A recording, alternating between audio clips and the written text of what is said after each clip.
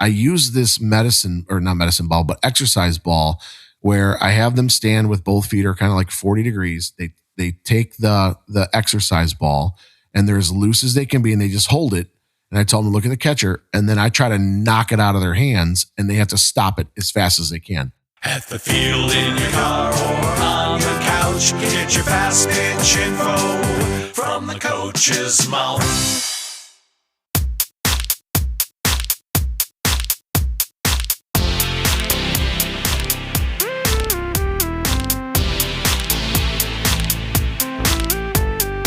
Welcome to the From the Coach's Mouth podcast with your hosts, Jay Bolden and Ken Kraus.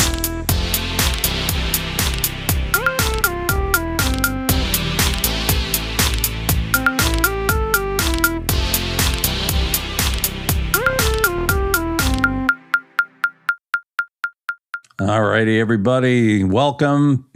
Thanks for joining us here again on the From the Coach's Mouth podcast. I'm Ken, and there's Jay. Welcome, everybody. Great to hear from you. Hey, just want to say we've had some great comments on Spotify and Apple Music, which is pretty cool, and getting some more messages. So we love the fact that you guys are listening and can't thank you guys enough. So how you been doing, Ken? I've been doing well. You know, one of the things I'm excited about is the days are starting to get noticeably longer. I was actually home last night at 4:30 when my hue lights popped on, and it's like, wow, it's still light outside. I'm going to have to start resetting it and moving them later. Yeah, the sunlight is good, and the days are longer, and yeah, definitely agree with you. I can't wait for the break in the weather. Yeah, that's the next big thing. So hopefully February will roll, and we'll get to March, April, May, and hopefully we have a good spring this year. I agree. Yeah, at least you know when the days are getting longer that the season's around the corner. Absolutely. I'm excited for spring. And again, I think I can't, February here is upon us and looking forward to all of these games and stuff. But I want to talk a little bit today, Ken, if you're okay to jump in, unless you got something else to share. Nope, I'm good. So I want to ask, what's in your coaching toolbox? And let's start with on the hitting side first and then get into the pitching side, if you're cool with that. And then maybe we can even talk a little bit just about coaching in general, what you use in your coaching toolbox for just overall coaching. Okay. So one of the things, so as far as hitting goes, I don't use a lot of gadgets or things like that for hitting. I may be using a little bit more just with some of the stuff I've acquired recently, but I can tell you, first of all, I've got a piece of PVC pipe that I call that the beaten stick. But it's really just, instead of having to visualize me swinging a bat, I will use that to kind of help demonstrate. But I also will take that PVC pipe and have someone put the big knuckles on their thumbs against their hips and work on turning the hips and say, okay, let's see where this ends up. If you press in against your hips so that you're not just moving it with your hands, you can really see how far your hips are rotating. And I think a lot of the girls are surprised to find out that they're not rotating as far as they thought they were. Yeah. That's a great thing. I've done that with a bat, but never the PVC pipe. So yeah, I love that. That's great. I think there's a couple tools that I do use, especially with, my daughter's team is young. And as you know, I'm not super big into hitting, but one of the biggest tools right out of the gate for us is the Teacher Man propeller bat. But I forgot to tell you that was for kayaking. So when I take the team kayaking, I use the propeller bat. So that's what we use that for. No. Honestly, like you, I don't use a lot of gadgets. We do a lot of stuff with talking about, what the hips are doing, like you talked about. We also talk about what the elbows are doing as well too, and how we're getting on the plane of the ball. One of the tools that I really, really like that we use a lot, my daughter's hitting coach uses, is we use the insider bat a lot, but just for one hand. Right. Okay, so we'll use it on the left hand so that they can feel how that elbow's helping them, get that barrel in the right spot. And especially for the younger ages, just teaching them to be being inside the ball, hitting the inside of the ball kind of thing is what we're trying to do and square it up. So that's one that I actually do like. And I'm glad that my daughter's hitting coach uses that, especially for the younger ages. So what are your thoughts on that? Well, is that a short bat? Describe the insider bat for those who don't know it. So the insider bat is an angled kind of it's not really a bat. I almost call it like a what do you call it? A spatula. It looks like a angled spatula. You can flip pancakes with it. Okay. But it's got a little bend into it, and it has a little handle on it where you kind of put your finger on it. And what it's really getting you to do is showing how kind of like the elbow's leading a little bit this way, and then the bat comes up. So it's got a little bit of an angle on it, and it really teaches them to try to keep their hands inside the ball. It's red. It's got a black handle. It's got a little bit of an angle on it. And again, we use a lot of that for just the left arm, sometimes, or the left arm, left hand, and sometimes the right. We don't really ever swing it with two. So, okay. I guess that makes sense. I'm trying to visualize what you're talking about there with it. Another tool that I use, and I'm sure you do a lot of this too, is OnForm, shooting video. Yep. I think that there's nothing like being able to get that visual feedback. When a hitter, it's funny again. I always say that I think that the girls think I'm lying to them when I tell them they're doing this or they're doing that. It's a really good way of checking the elbow position to see if that back elbow is getting ahead of the hands. That doesn't always show up. You can hit the ball pretty hard that way, but it makes it harder to hit it when it's moving. You can see kind of what their body position is, what their sequence is. Are the hips staying ahead of the hands, or are the hands racing ahead? So I love using video. I like to compare it, between a couple of different swings, or I can even show them what a good swing looks like from someone else. To me, that's indispensable. You have to have that OnForm there and available. And what an age we live in that you just can have it on your phone. So you just pull it right out of your pocket and can go right into it. Yeah, OnForm, again, I say it in when I'm working with kids, either on the hitting or the pitching side, is that video doesn't lie. Yep. Right. We're going to see exactly what you're doing. We're going to see exactly where you're at. And OnForm is great because you can really slow it down to see what's going on.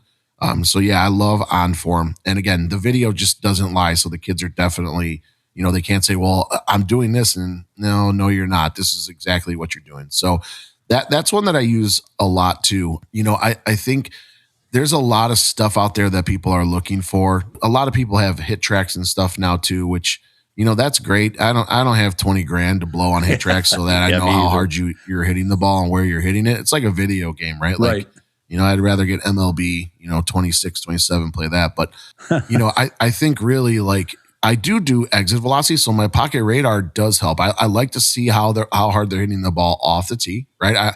I do like exit velocity. I think that's a huge important play. Yeah.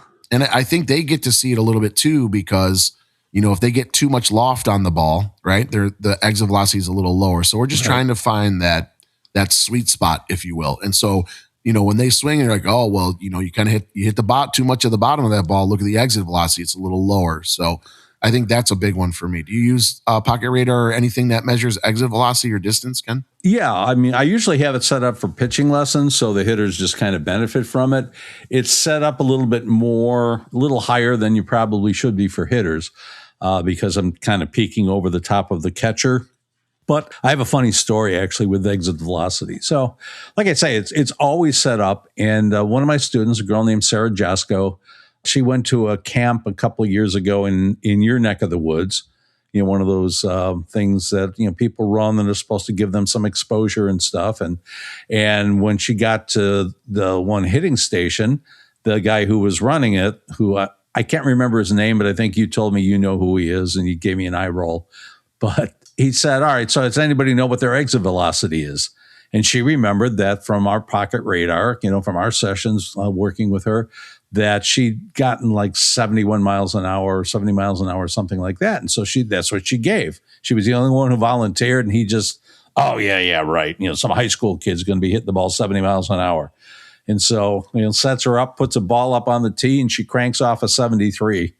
And then she hits, like another 73 and then a 71 or something like that. She said, that guy didn't talk to me the rest of the clinic. Yeah. And now you know why I rolled my eyes. Yeah. But anyway, that's, it is what it is. Ken, that's a future topic for us that we need to have here is college camps. Good, bad, efficient, not good, money makers, not to call schools out, but just talk about some of the experiences some of our kids have had at some of those camps, right? I think when the kid comes back and they're like, I went to the camp and I got absolutely nothing out of it except maybe some FaceTime, right? Like, and didn't get anything out of the camp. To me, the camp is more about, hey, these kids are coming here, they're paying money, right? We need to be giving them some feedback on either their swing or their fielding mechanics or their throwing mechanics or something. Not just, hey, pay your money, come swing in the cage, and then we'll see you later. Thanks for your money and whatever. Yeah. Right. I feel like every kid there should be getting something back. But okay, so I digress. Let's go here back a little bit. Okay. Another tool, and I love this. This is probably a lot of people don't use pitching machines when they're doing, instruction. Yeah. I love my Hack Attack Junior. Okay. Love it. Right. I don't set it up to be, 60 miles an hour. For, sometimes I'll set it down depending on the kid, right? Like it'll be in the mid 50s, but it just, to me, it's very accurate. The spins are great. I could really work on if I want to throw a rise, right? That thing will throw it on point. It's just fantastic. So the Hack Attack Junior is like one of my favorite tools.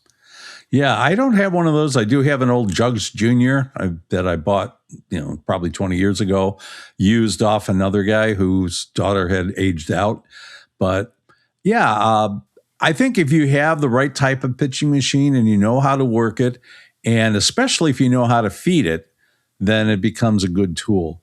I get so many girls that will say, oh, yeah, I had to hit off a pitching machine. I was just doing terrible. I actually did a video a few years ago about how to hit off a pitching machine and used one of my students to talk about it and stuff, one of my pitchers. And the biggest issue that they have is that people will crank that thing up. So they'll crank it up to 60, 65 miles an hour, and then they feed it at a rate that would yield about a 20 mile an hour pitch. So the arm speed doesn't match, and then they fumble around with it a little bit in the hole. Yeah. And, the kids just can't time it, and they think there's something wrong with their swing. And it's like, no, if you're going to be a good hitter, part of your swing is going to take place before the ball ever is released. Yeah. It's just going to have to. But if you can't time when that's going to happen, it's going to throw everything off. So I actually have a recommendation. When you get in against a machine, the first thing I have a kid do is kind of turn halfway into it with the bat still pulled back. So she's like partway into the swing already, and then just kind of swing static from that point and get a feel for the rhythm of how the ball is being fed in there. And that little trick, you'd be amazed at how much easier it makes to, or how much easier it gets to be able to hit off of the machine with a full swing. And that makes total sense. Hitting is timing. Right. So if your timing is messed up because you don't know when the ball's coming, how are you going to hit the ball? Right. You're going to struggle. So yeah, that makes total sense. That's great, Ken. I'm gonna have to use that when I have the kids struggling with the machine a little bit. So yeah, that's fantastic. So let's see, another tool that I use here, and I'm trying to think. I use a couple. I like to use the small little wooden bats. Like I really feel like, do you know what I'm talking about? They're wooden bats. They're small. You mean like the promo type bats with somebody's name on them, or is it a little bit bigger? Is it a real bat, or is it? It's a wooden, tiny little bat. Okay. And I use same thing, kind of like for the insider bat. Is just for me. I use it because a lot of these kids like to yank that chest off and they like to pull off the ball. Yeah, for sure. Well, with that little bat, I mean, I swear to you, it's just a couple feet long. If you do that, it's funny to see them. I'll put the ball on a tee. And I'll have them do that. They swing and they'll completely miss it. Oh no, it's bigger than that. I'll have to send you a link. Okay. It's blue and white. It's blue and white, and it really helps them understand that they've got to stay. Like they need to keep that chest on the ball a little longer, right? A lot of them are rotating super early, so they'll yank off the ball, and they always say, "Oh, I'm pulling my shoulder out, pulling my head out." And with this, if you do that, you won't even touch the ball. So I just put it on a tee, put it in front of them, and I say, okay, left hand only, try to hit that ball just right back straight in front of you. A lot of them, their first time, they'll swing and miss it, and I'll just go, well, now we know kind of what you're doing here. We got to stay on the ball a little longer. So, that's pretty much one of the biggest ones that I work with there is that. So I like it. I'll have to send you a link. It's just, it's really just working kind of hand path a little bit, and again, it really makes them focus a little bit more on their chest and not getting that early rotation where they're just pulling off, the head's coming with the body. So okay, yeah, definitely send me a link to that. We'll post it up with the episode, and Sure. I when you were describing that, I was picturing 2 or 3 girls right off the top of my head that could use something like that. And it's just a drill, right? Like Yeah. it's just teaching them, if you especially have somebody who really likes to yank off the ball, like when you swing this, you're going to miss completely. And they're like, whoa. And now I'm like, okay, just stay on the ball a little longer till you see the contact, then go into that to your finish, So, Yeah. And it's funny too, when you talk about how they're pulling their heads off, that's a thing that coaches say a lot. And I always tell them, you're not pulling your head off, you're pulling your front shoulder out. They're trying to get to that position I was talking about earlier with the PVC pipe, where you get the hips around more, but the way they're doing is they're kind of pulling the hips backwards and the shoulder backwards. And now you're facing more toward the pitcher, but you didn't actually drive into the ball. So, and I'll demonstrate that with them, and I'll tell them, here, just hold still, don't move your shoulders, and I want you to look at something that's kind of, well behind them, and they can't see it at all. And I say, okay, now move your shoulders, and, they can see it right away. Yeah, anything that can help them stay on the ball longer is probably going to be a good thing. Yeah.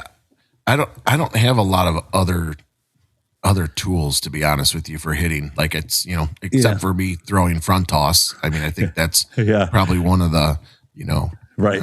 I do like to, keep them honest, throw some change ups in there during our front toss, just to see what they do. Yeah, I was going to say, I don't use a lot of tools. I have a lot of tools. I've bought a lot of stuff over the years, but I don't necessarily use it. I have the little, little discs that you can kind of like put between your hands, like you're saying a prayer, praying for hits. And then you can go through your swing and, it'll kind of teach you to drive out. But since we learned about motor preferences, that's a good thing if you are a large and you like to get that kind of extension on there. But if you're an axial, you're going to have a shorter swing and you're going to be throwing that ball off to that disc off to the side. Yeah. So it's probably not that good for that. Yeah, definitely. And then I've got all kinds of, like skinny bats. I've used dowel rods with golf balls before, to kind of work on the vision part of it and squaring it up. If you're using 2 small objects to try to hit each other, you really have to pay attention to what you're doing. But yeah, as far as other gadgety kinds of things, I just tend not to use them with hitting. Same here. Yeah. All right. So, go ahead. I'm just going to say one other thing I may be using, depending on what the kid needs, is there's the Panther Tech, the CAT, the kinesthetic awareness tool. I've never seen that. What is that? Oh, you got to go back and look at one of the PCC recordings. This is a little device that you can put on to an athlete, and then you can use that to set a range. To say, okay, move like this, and we're going to set the range in there. And you can use it either for positive or negative feedback. So it will vibrate and it'll beep if you are out of range, if that's how you set it, or if you are in range, if that's how you set it. So it's kind of like Rick's clicker training, where if you, let's say that girl was coming in and she's dipping her back shoulder way too far down and just can't feel whether she's doing that or not, then you could put this on her, set the range, and then if she starts to dip down, she'll immediately get some feedback on it. So I haven't used it that way yet, but I'll have to check that out. Yeah, that sounds interesting. So I definitely want to check. I'll have to go back and read on that one. So I must have been, I think it's Panther Tech, TECH, but it's either CH or C, but it's out on the internet. It's fairly new. It's, not terribly expensive. It's a little square box and an app. So check that out. Yeah. But other than that, that's pretty much it for me with gadgets, devices, things like that in the old toolbox. Yeah, same here. So why don't we fast forward and hit in the pitching? Because I'm sure we all have you and I have a lot of tools there that we use. So let's dig into that. How about that? Okay, sounds good. All right, you want to go first? Why don't you go first? You pick one. All right, so I have several tools that I love. Again, I talked about the Pocket Radar. That's one. I love getting video, especially when the kids are doing the speed. So I think that's important to have that video with it. The other one that I like to, again, the Pitch Logic ball for me is great. I don't use it all the time. Yeah. Because I like to stay focused on mechanics. But if we are getting ball flight data, then I'll use that. And I love that the instant information that ball gives to you is just fantastic. And again, I feel like it's way more in detail than what the DK ball does, or even sometimes even Rapsodo. Like I trust the Pitch Logic ball probably more than those. I use my Pocket Radar for speed. And I, Ken, I want to say something here out loud. And I want you to give me some feedback if maybe I'm wrong. Have you ever seen those mitts? Like they're a big thing, like it's like a net, or I don't even know what it's called. And the kids throw into this thing and then it reads the speed. Have you ever seen that? No, I haven't seen one of those. Oh my goodness. I just supposedly, and again, I maybe I'm wrong on this. Maybe I'm completely off my rocker, but the kid throws a pitch. It hits this thing that has like, a net in it or whatever. And supposedly the impact of the ball is going to determine the speed of the ball. Huh. So there's these numbers that are popping up are coming out like, 66, 67.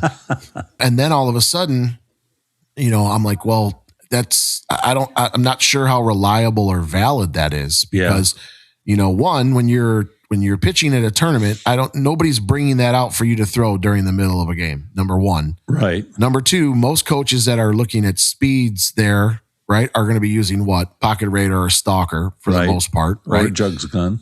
Or Jugs Gun. Like those three are pretty predominantly of what college coaches are using. Probably predominantly the Pocket Radar because it fits in their purse, their bag, their backpack, right? Your pocket, right? So that's called Pocket Radar. Anyway, so I'm trying to wrap my head around how you just throw a ball and it hits the wall and then the wall tells you you're throwing 66. Like I have a hard time believing that that's valid. And again, I could be wrong. That could be spot on. I don't know. But, when you're posting kids are throwing 66, 67, 68 and they're throwing and there's it's just a thing telling them that. I have a hard time believing the validity of that. So for me, that's why I talk about the Pocket Radar. Like, and when I'm doing speeds, I want it to be on video. That's just personally to me because I don't want to lose that credibility with what the kid is actually doing. I don't want to tell a college coach she's throwing 66 and in the game she comes and she's throwing 62. Right. That does me no good. Yeah. Well, that would be even worse. Have you ever seen those things? You know what I'm talking about? No, but you got me curious now. I mean, I maybe it goes like a pressure plate kind of a concept. I'd have to take a look at the science behind it to see if there's even any validity to it, but it just doesn't seem like it's going to accurately measure the ball in the air.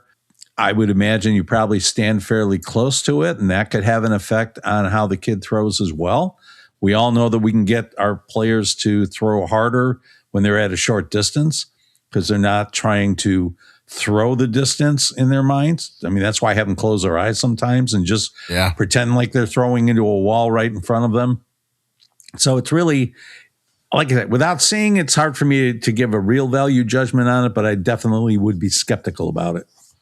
Yeah, I was well. So back to why I love the Pocket Radar. It just, to me, it seems the most valid thing I have for speed. I'm not saying Rapsodo isn't, but again, there's a thing there. It's a camera, and I've heard that pretty accurate. So again, I love my Pocket Radar. I feel like that's what we're going to get. A lot of the college coaches are using Rapsodo and stuff when you go to their camps and all that. So there's got to be some validity in that too. But yeah, for me, the Pitch Logic ball is great, especially when we're talking about ball flight. Yeah. No, I love my Pitch Logic ball as well. One of the things that I've found with the girls is, I have some now that are just like, hey, can you get the Pitch Logic ball out for me when they're working on a particular pitch? Again, I'm going to name drop somebody, Maddie Mismash. She's really great for that. She's always been great for, moving herself up to do a drill without me even having to tell her. But, she likes it. Some of the other girls like it. They, seeing that feedback on the app and seeing exactly how the ball was spinning makes a huge difference to them, and it helps them to make some of those corrections. Yeah, absolutely. Absolutely. So how about another tool? We both agree PitchLogic ball is just fantastic. I think we both agree that Pocket Radar is fantastic. What's another tool you have in your toolbox for pitching, Ken? Okay, well, before I get to my next tool, I also want to add one thing about the Pocket Radar. Well, two things about the Pocket Radar that are great. One is when you pull it out, if people don't look too closely, it looks like you could be just shooting a video. So, if there are parents or other people around, they don't have that suspicious look at what are you doing? Why are you radaring my girl? And then the other thing is all of their stuff is just durable as heck. I have their display, the smart display. I've dropped that thing in the parking lot 4 or 5 times. There's not even a scratch on the thing, much less any damage to it. And I think I've dropped the actual Pocket Radar a couple of times too. The only thing that ever goes bad on that thing is the little connector to a power source on the Smart Coach. That's kind of the only weak point that I've found. Other than that, man, that thing will last forever. If you're if you're in the video game or the TV show Fallout, your Pocket Radar would still work. Well, they're very durable. Yep. Very durable. Yeah. So what was another one of your tools? Okay, so another thing that I really like, I guess I have a love-hate relationship with it, and that's 4D Motion. I have the 4D Motion sensors. I have the 8-sensor group. I just tried to use it on Monday night. Couldn't get all the sensors to connect. I finally had to just go to the 4-sensor option. I like having the 8 sensors just for the avatar. Sometimes it goes a little wonky, but I don't know that it was actually the 4D Motion that was the problem, because the next day I took it out and I set it up and I ran through everything and it worked perfectly. I put it on myself, not that I throw very hard, but I put it on myself. Everything worked well. It all connected right away. So it might be a glitch somewhere in the building that I'm using when I'm there on Monday nights. But what I like about it is that it really gives you a deep look under the hood of what's happening. I mean, you get so much data off of there. Like one of the things that I'm using with one girl, she was not getting lift or extension at the top of the circle. She was just kind of staying bent over to the right side and getting off balance, but it was hard for her to really feel that. We could kind of see it on the video, but when we looked at it on the 4D Motion and, she could see that she wasn't even getting back up to neutral. She was, off to her right. I think that was really helpful for her to be able to start making that move so that we can get more toward that, 15, 20, 25 degrees of backwards tilt that we wanted to get. Yeah, I think also too, Ken, I love 4D Motion as well too. Part of that too for me though is, and you guys are much more advanced into that than I am. I have it. I use it when I need to use it. I would say predominantly for me, I found that I believe I have the 8 sensor as well too, and I have the same kind of issues with them from time to time that they just don't connect. And so I really went into the 1 and 2 sensor for the linear velocity. Like I'm a big linear velocity guy. Like what's our movement? And I love the fact that it can give you some deceleration readings too. Yeah. Like on the drive mechanics. So I do use that with some of my kids too. So yeah, 4D Motion makes a great product. And then that's definitely part of my tools in my tool belt too. But like you said, there are some times with the, having all of those 8 sensors that they don't connect, then you're going down to 4. And then finally I was like, you know what, I'm just going to use it more for the linear stuff, and I'll, we'll look at separation through video and OnForm, which I'm sure is also, we use that. We already talked about that one for hitting. We both use it for pitching as well too. So yeah, so I like that. I'm going to go into one of mine if you're okay with it. Yeah, go ahead. So I'm a believer in activation of the core. I believe that is something that we have to do. Balance, timing, and core for me are 3 things that I talk about all the time. So there's a couple things I have. I have one of those big exercise balls, right? The big bouncy one where you can kind of do stuff. And so Rick has been talking a lot about pulsing. And this to me really helps me when I'm discussing things about the stability, like the 4 points of four corners of stability, right? The back shoulder being stable, those things. And so I use this exercise ball where I have them stand with both feet are kind of like 40 degrees. They take the exercise ball and they're as loose as they can be and they just hold it. And I tell them to look at the catcher and then I try to knock it out of their hands and they have to stop it as fast as they can. Okay. And so what that's doing is keeping everything just in pitching, like everything is loose until that moment of boom, release, right? That's when we want that core to fire up. And so when I have kids that, they have that shoulders pulling out too much, they're over rotating the trunk, right? It just, it helps them feel. And I say, what did you feel with your core? So the just a simple thing like that big exercise ball and that drill for me is incredibly huge. So that's one I definitely use a lot with a lot of my kids. Yeah, that one makes sense. Another thing that I like to use, I don't do it all the time, but I have a couple of giant traffic cones and then take a Chinese jump rope, tie it up, and then stretch it between the two cones and can use that to set up. I primarily use that for the drop ball. If someone's having trouble, like maybe they can either get their ball to drop, but it's starting out low so no one would ever swing at it, or they try to bring it up and it isn't dropping. I will put that up there a little bit above the knees and have the girl try to hit the string, the Chinese jump rope, and then have the ball drop right down at the catcher's feet. That is a staple in my building. We do that all the time, Ken. That is probably one of the best tools in the toolbox. And if we're the best part that I'm glad you mentioned this. The best part is if we're really teaching the drop ball, we want the drop ball to be at that line, over that line, and then finish under that line.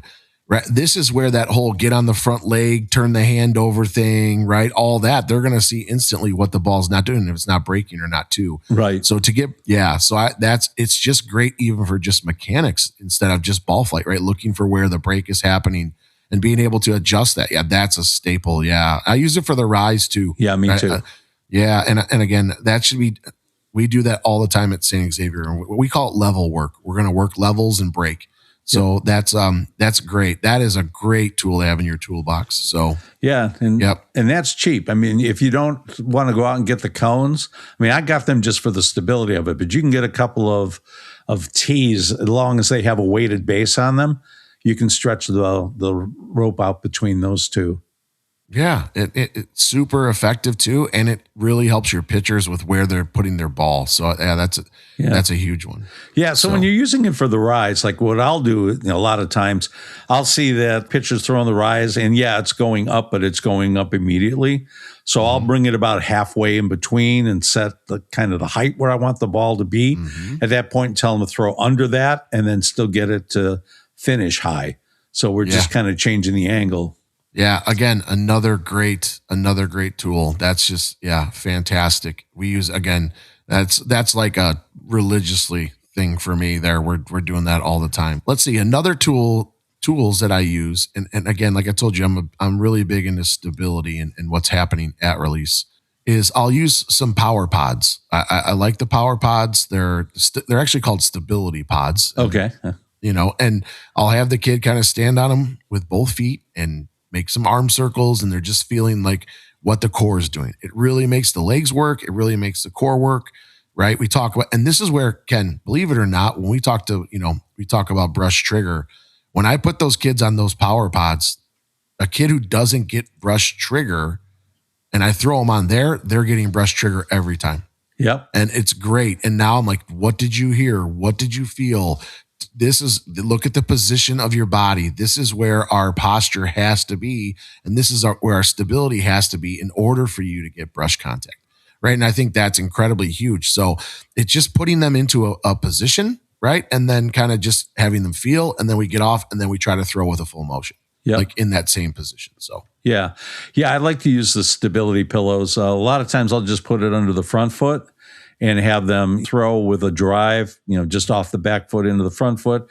So they're going to end up on there. I'll use that a lot for the girls that are bending forward or turning in too far. If you do that, you're going to fall off the pillow. But if you do it correctly, then you can stand on that pillow and wait for the ball to come back. Yeah, very good stuff. Those are great tools for the toolbox. I'm trying to think here what else that I use. I mean, of course, we have our pitching mats and I have a 9-hole in case we need that.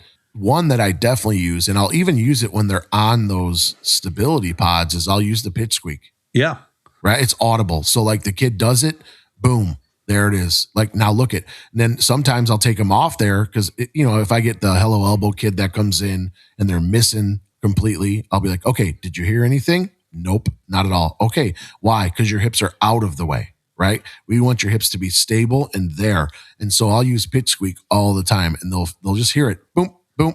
Right. And I think that's an incredible tool, especially that I use, and when I start with the younger ones, I love to use that right away. So they understand the arm has to come back to the body. It's meant to come back to the body. The mechanics, natural mechanics, body, right? Biomechanics, the arm comes back to the body. A lot of times I'll talk to dads when I get them through there. They come in, Ken, we'll talk about hello elbow stuff, right? And if I get a kid like that, I'm like, okay, look where people put your pockets in your jeans. Yeah. Why do you think your pockets for your jeans are in that spot? Because that's where, when you're standing and talking, that's where your hand is going to be. And that's where we want our release to be, in that general area. So it's a good thing. That pitch squeak is absolutely fantastic. So yeah, no, I like the pitch squeak too. I probably don't use it as often as I should, but I will definitely use it when I see someone who's just not getting the idea of getting that arm in, getting it in close, or not staying in a supinated position as they're coming into release. They'll get behind the ball too early and push it out. That pitch squeak is great for that, because you can position the little squeaker right where you need it to be. Hey, Ken, there was another thing. I use it occasionally too. I'll put it on the upper bicep. Okay. Right. So they're getting that compression against the ribs, and it'll squeak there too. Yeah. So if I have a kid that's not getting that upper compression, I slide it up to the bicep, I turn it inside, and I say, now you're going to try to get this to squeak. Yeah. And you can do that, especially with some of the younger girls. I don't think that would work for you or me. No. It's not going to quite slide up there. Sun's out, guns out, baby. Can't get around them big guns. Yeah.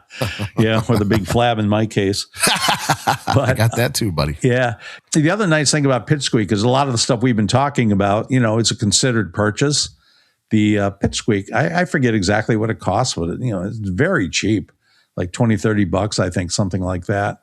So, cost effective. Yeah, definitely. Hey, Jay, on a scale of 1 to 10, how important do you think brush contact is for pitchers? It's pretty high up there, Ken. Probably a 10, since it's hard to get maximum speed or accuracy without it. Yeah, I agree. But have you ever had a student who struggled to get good light brush contact? Sure, all the time, in fact, especially when they've been taught hello elbow and are trying to throw around their hips, or they're sliding their hips out of the way, doing that crazy ninja move. So what do you do when you run into that situation? Keep railing on them until they get it right? I used to do that a lot, but then I learned about a product called Pitch Squeak, Ken. Pitch Squeak? What's that? It's a cool little armband with a squeaker inside of it. Like a dog toy? Yeah, kinda. So how does it work? Well, you slip the armband onto the pitcher's forearm and you set it so the squeaker is where the brush contact should happen. Then, when the pitcher goes into release, she tries to get it to squeak, like this. If she makes it happen, she got brush. If there's no sound, she knows immediately and can make a correction. Wow, cool. So she gets immediate audible as well as tactile feedback. Oh, there you go again, showing off with those big and technical words again. But yeah, she can feel it and hear it. Does it really work? You bet it does. I use it with my students all the time, and it helps them learn how to get brush contact pretty quickly if they practice with it. Sounds neat. Where can I get one? Oh, it's easy, Ken. Just email support@pitchsqueak.com, and Jason, the inventor of it, and a Polygirl certified pitching coach himself, will ask you how many you want and send them right out. I'll do that today. Thanks, Jay. What's that address again? Oh, you bet, Ken. It's support@pitchsqueak.com. One more time for those of you who are listening, support@pitchsqueak.com. And don't forget to mention in the email that you heard about it right here on From the Coach's Mouth podcast, and you'll receive 10% off. Okay, so let's go to a few more things here for pitching, because I believe we have every tool that's ever been made for pitching. So, and then we can jump off into a little bit of just some of the things we used when we coach. So, yeah. Any other tools that you might have for pitching? You know what? I actually got a couple, so I'll do one now, and that's a 14-inch ball. Yeah, I have it too. Fantastic. Fantastic. Yeah, because it takes it out of context. First of all, the 14-inch ball is great for the dad who can't understand why his daughter can't learn how to do what we're telling him to do and to throw, and to say, well, she's 10, and this is what the ball feels like to her in her hand. Or especially the girl that's moving up from 10s to 11, going to the 12-inch ball. So this is what it's like for her trying to control it. Here, you throw it. Try to throw this underhand that slips out of the hand, and they go, oh, okay. But beyond that, I like to use it for spins, starting for a rise ball or for a curve ball. It really, for whatever reason, it gives great feedback, and it helps them to kind of understand the position that their hand needs to be in. What do you think? Yeah. Oh, absolutely. Absolutely. Believe it or not, Ken, I'll even use it for changeups. Will you? Yes. Oh, okay. I feel, because I want them to feel what the hand is doing coming over that ball. We want that hand to still be in contact with that ball as we're coming through. So a lot of them will struggle with it at first, but then they start to pick it up and they get it too. Yeah, that's a great idea. I've never thought of that, but I've got some girls that are having a little trouble getting that ball turned around. I bet if we put that in their hand, that's going to work. Oh, yeah. Yes. And I'll say this too. I'm still a fan of the ball with the black line on it. I mean, pulling out a little Hill House here. I'm still kind of old school, Ken. All you guys are all tech and crazy, and I'm like, give me a ball with a black line on it, and let's try to make it spin correctly. So, I still think those are some of the fundamental things that you can't go. I will say this too. And when we talk to Bill, he has his double ball trainer for the rise ball. And I do have that. That's one that I do use. And that's more about just explaining how the ball is supposed to come off, right? And spin backwards. And so that's one of the things that I think is important, is they understand what the hand has to do to make both of those balls spin backwards. So that's a good trainer as well. Okay. So I tend now to use, instead of the ball with the line on it, I will color the seams on both sides, take a Sharpie. In fact, I will, a lot of times when we're working on a spin pitch and the girl doesn't have one of her own, I'll say, here, give me a ball that, you don't mind me marking up. And so while she's using mine, I'll be over there marking the seams and, just kind of moving along there. And when I hand it back, black. What colors do you use? I use black. So you're just marking up the seams so you can just see them better. I'm going to do that. Today I'm stuck inside. I'm going to be marking up softballs. Yeah. So when you do that, the seams show up really well. You can see the spin. You can see the spin axis. You can see if you got big dot or little dot. So I like, doing all of those things. But then after I get it done, I mark it up and I give it back to them. I always tell them, you haven't seen quality artwork like this since kindergarten. Because I have zero art talent. Oh, yeah. Same. Stick figures all day long. Yeah. Maybe. Yeah. In fact, it was funny in my, when I was doing my advertising career and I used to do TV commercials, and I had, or even print ads, and I'd have to do these kind of what they call copywriter roughs to give the artist an idea of what I was thinking about. Because most of the places I worked at were writer driven rather than art driven. So for me doing this little rough thing, all my people were stick figures. And half the time when I would draw something, I would then write in what it was supposed to represent. Because if you were just looking at it, you wouldn't have been able to figure it out. Yeah, I understand that completely. Yeah. So any other tools in the pitching toolbox, or should we slide on over to the coach? Nope. Actually, I have, I'm thinking of, I keep coming up with them. Good. All right. So, when you talk about the ball with the line on it, I can't remember the name of it now, but it's a ball where both of the sides are cut off. You've got a black line around it. It's a full ball. And I think there's Spin Doctor, which is like one side's cut off, but I have another one that's got both sides cut off. And that's really great for the rise and for the curve as well. Yes, I've seen those. Yeah. Yes. So, maybe I'll try to look that up, while we're talking about this. But, I love having that ball there. I actually love it for overhand throwing. I had a catcher that could not get away from having kind of a lopsided curveball spin on her overhand throw, which is not good when you're trying to throw from home to second base. Yeah. So with her, I had brought out that ball, and, you put your thumb right on the black line. You put your middle finger on the black line. The other fingers are kind of just off to the side.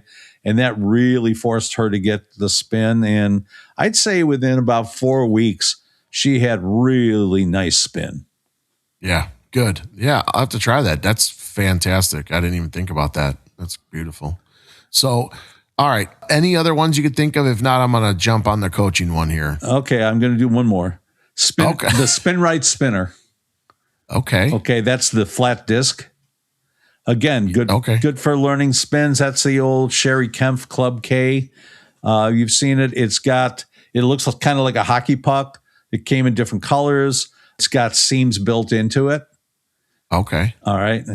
And that makes me think of another thing coming up. But so with that one, again, it was great. You can use it for overhand throwing. You can use it for a drop ball. But what you're trying to do is get the disc to spin without wobbling. So if you're throwing a curved ball, it needs to be flat, or close to flat. If you're flipping your hand over the ball, or the spinner will go end over end instead of around the axis. So, you can get some really good feedback with that. Same thing with a rise ball. If you're coming in and you're trying to twizzle it and you're just turning it forward, it's going to flip end over end instead of around the long part, the rounded part. So there's that one. And then I don't know if she still sells them anymore, but I know Cindy Bristow had the zip balls. That was I love those. Yeah, the little tiny balls. In fact, I haven't given out any lately. I saw that when I went out to the garage earlier with the little tiny balls that supposedly weigh the same as a regular softball. Those are great for spin. Yeah, those are great. Yeah, the only problem I had with that is that they kind of fit through if you throw them hard enough, they fit through the openings in a net. So I'd have some girl trying to work on a rise ball with that, and then it would go up higher than where the padding was. It would go through that down on the net and all the way down the lane. And the owners of the facility came by and said, can you not use those anymore? But yeah, they are really good. I think that, they get that ball up in the fingertips. Yes. So many girls, just bury that ball in their hands, and the zip balls really will cause you to have to use your fingertips more and feel what's happening at the fingertip level. Yeah, that's huge. Again, yeah. And that's where your spin, right? Yep. That's where it's coming from. So yep. Awesome stuff, Ken. A lot of good toys there. People are a lot of wives are very, very upset right now because their husbands are on Amazon searching for all of your gadgets. So yeah. $1,000 later, they're like, what? Yep. But no, those are all great tools, and I can't agree with you more. So okay, I think I'm out now. Oh my goodness, are you sure? I think so. Yeah. We We still have time. We're going to talk about the coaching stuff now. So if something pops back into your head, you just feel free to let us know. All righty. So on the coaching one, and you and I both talked about this kind of as we started this, is as coaches, it's important that you have a medical kit. Yep. That's number one.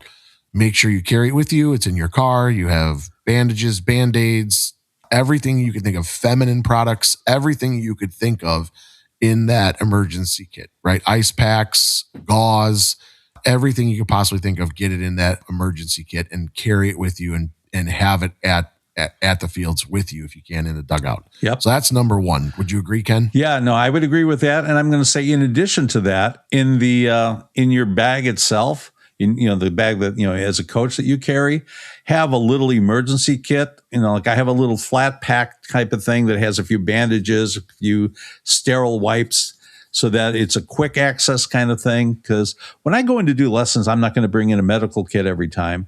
I have a box at one place that I can use, so I have some ice packs in there.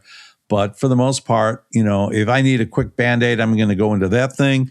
I'm going to give a shout out to Chris Caldwell. Chris, if you're listening, I still use the same one I got from you at a healthcare trade show many years ago.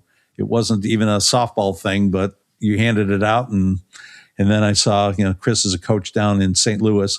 So when I realized, made the connection, it was like, oh, this is awesome. Yeah. So yeah, having that is huge. And again, just in case of emergencies, right? Yep. So that's important too. Yeah. Again, I think, you got to have your bow nets. Bow nets are great. Or there's different types of nets that pop up like the bow nets. They've made them.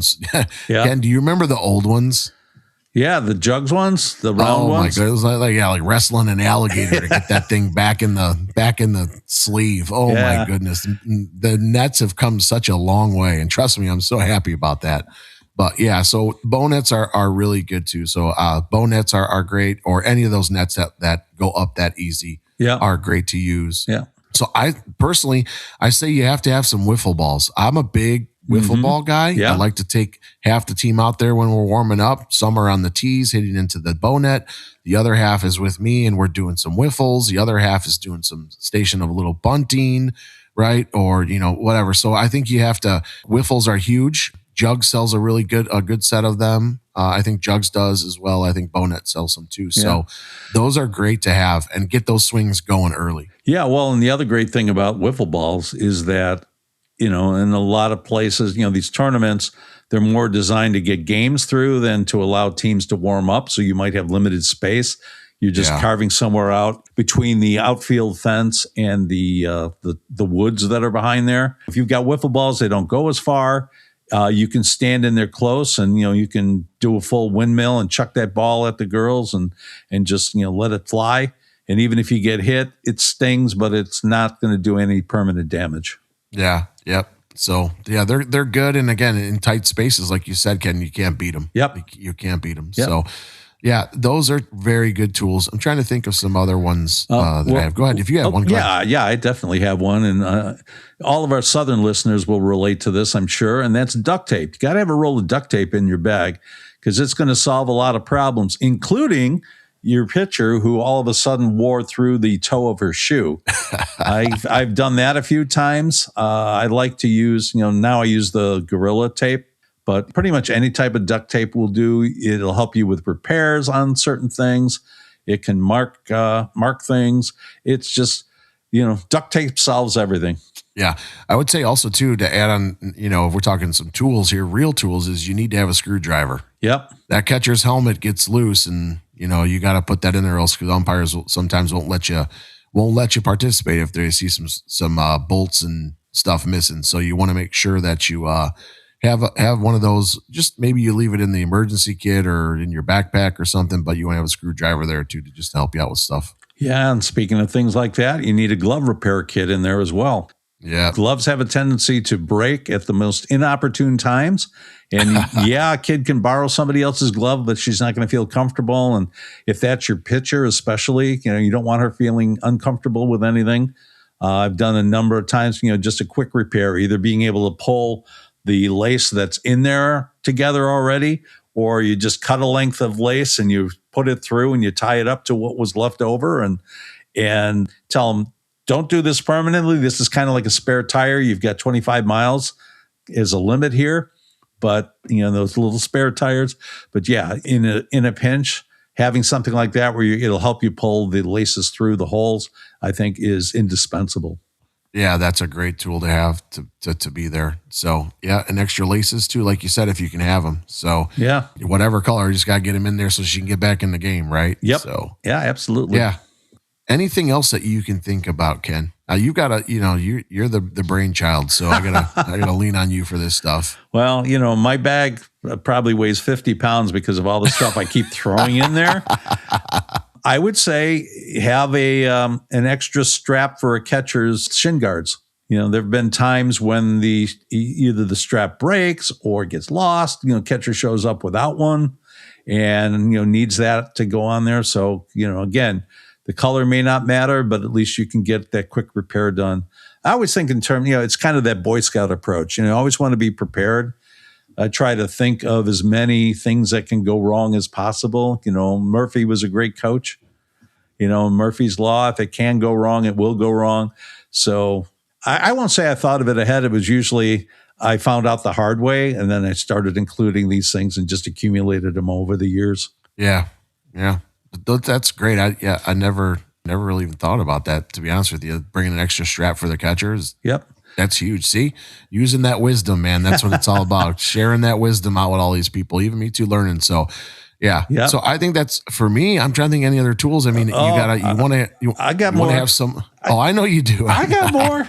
You're not getting off that easy, Jay. No. I'm saying like one of the ones, I mean, lineup cards are critical. You got to have that. Extra pens, pencils, those are things. Clipboards. I'm a clipboard guy. I got to have a clipboard, right? Especially if I'm charting pitches or calling pitches. I want to know what I did inning to inning, hitter to hitter. So having extra clipboards there are important too. I'm going to throw this out there, Ken. At the age that my daughter is at, what we went with because Yeah. the young ones like to ask you, where am I batting? Who am I going in for? What? So we bought one of those magnetic kind of field things that tells the order and and that alleviated so many headaches. Instead of, am I going in? Where am I at? It's like, it's on the board. Yep. It's on the board. It's on the board. So I think that, especially at the younger ages, is a must. Yeah. It's a must. Yeah. So. I had one of those, but the ones I really liked were the ones with the dry erase, the little plastic strips where you could put them in. In fact, there would be a couple of times when, it was either a pool play game or maybe just a friendly or something. And my assistant coach, Rich, and I, we would just kind of take it and say, today we're just going to throw them all up in the air or turn them all over, mix them up. And then the batting order is just going to be whoever we pull is going to go in there. Just to, show the girls we had confidence in them. And we believe that, all the way 1 through 12, we can hit. Yeah. So, but yeah, anything like that where you can post it and visually it's up there. It reminds them of where who's coming up. You can show subs if you're doing that. Okay, this one's out, this one's in. It kind of keeps you from having to give up an out because you batted out of order. That, and they will absolutely exhaust you. Yeah. The kids. You'll be like, oh boy. Yeah, they'll exhaust you. Yep. So yeah, that's a good one. Go ahead. What's another one you got? Okay, so another thing that I always like to keep in the bag is, and I even do that for lessons when I'm outdoors, is an extra pair of sunglasses. Huge. Yeah. You get outfielders who are, all of a sudden the sun starts getting a little lower in the sky and they realize, hey, I can't really see the ball when it goes up in the air. So, having a pair of sunglasses there, or, again, pitchers, if you're facing, the wrong way and the sun starts going down and now, the sun's right over the top of the catcher's head. It really helps to have those handy. I always tell them, I've never worn these. They're not for me. So you don't have to worry about getting my cooties on there. I keep them in a little microfiber bag and pull them out if they need them. Yeah, that's great. And again, someone's going to forget their sunglasses as soon as that sun pops out. So yeah, that's great. Half the time I've had to give my own, like, here, just use mine. Yeah. You get yours, find yours next inning. Yep. So yeah, those are great. Yep. Keep going. You got more. Okay. Let's hear them. Okay. So, when I was thinking about what's in my bag, it's actually more fits with the earlier part, but I thought of another tool that I like to use, and that's the Easy Rise Ball. That's the green and pink ball with the grooves in it. I'm sure you've had that before too. Oh, I have it. Yeah. Yes, it's great. Yeah, so it's split in half, green and pink. Ken, is that are they still selling those? Yeah. Or they still are? Okay. Oh yeah. Yeah. I have 2 of them. I was just wondering because I have some parents that have asked me. Yeah.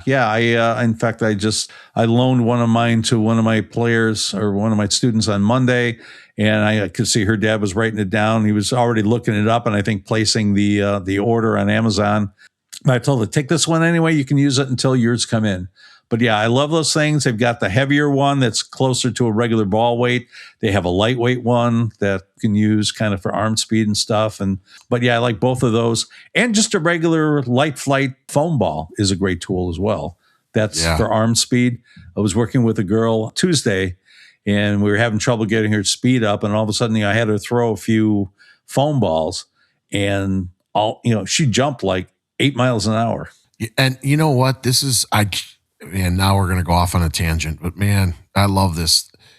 Just had this conversation this week with a kid talking about weighted balls. Yeah. Right. And the dad's like, well, she's got to throw faster. So weighted balls. I'm like, no, exact opposite of that. Like, let's get lighter. Mm-hmm. The whole goal is the arms going faster. Right now, I'm not, we've talked about this before. There is a purpose for plyos and weighted stuff, right? Yes. A full circle with a weighted ball, not going to make you faster. Yeah. It's not. Sorry. Right. We're talking about quick twitch muscle fibers. Arm needs to go fast. So I'm like, we really want to see what she's capable of. Let's put the light flight in there and let's let that fly and see what happens. And again, that's got to be the goal of it. So yeah, it's funny you mentioned that because I just had this conversation, I think 2 days ago with the dad. So the light flight ball is huge, and especially even for pitching. Yeah. I like that. I like using that one. I do like using the lighter weight plyo balls. I will go as high as an 8-ounce ball, which is just a little bit heavier than a regular ball.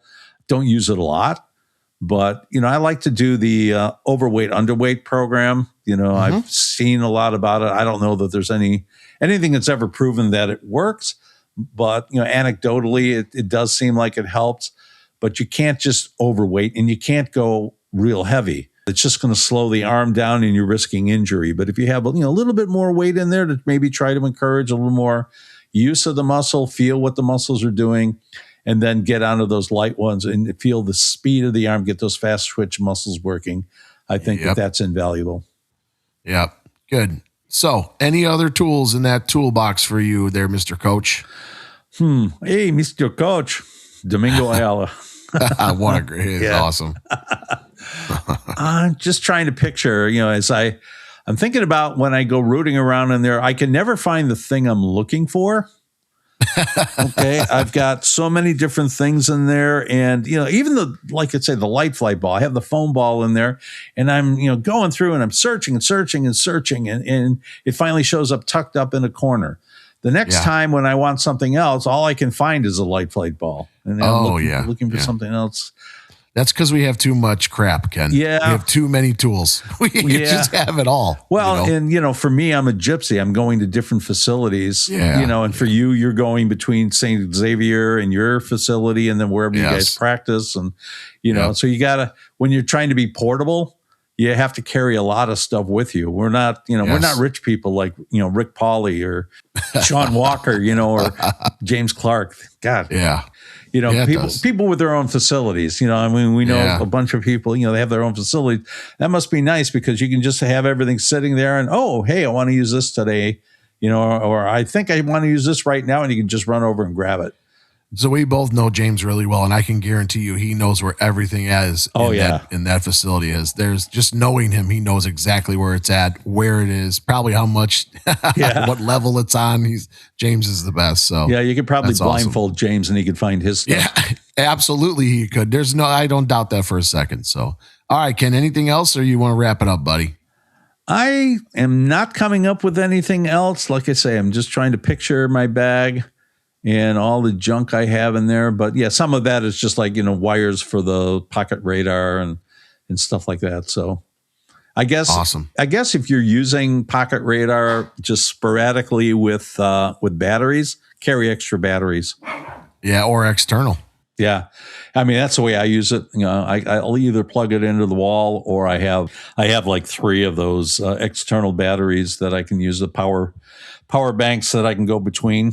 Yeah, external drives are super important, especially for those pocket radars. So, and just to charge your phone. Yeah, for sure.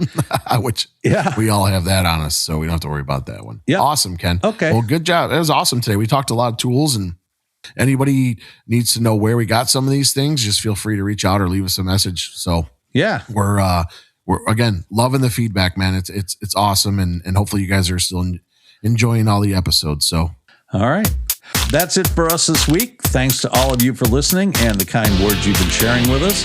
If you like what you're hearing, please remember to give us a like, leave a comment, and share this podcast on your social media channels. Make sure you never miss an episode by following us on your favorite podcast platform. And if you're so inclined, you can also leave us a great review on Apple Podcasts to help more people find us. On behalf of the From the Coach's Mouth podcast, have a great rest of your week and weekend.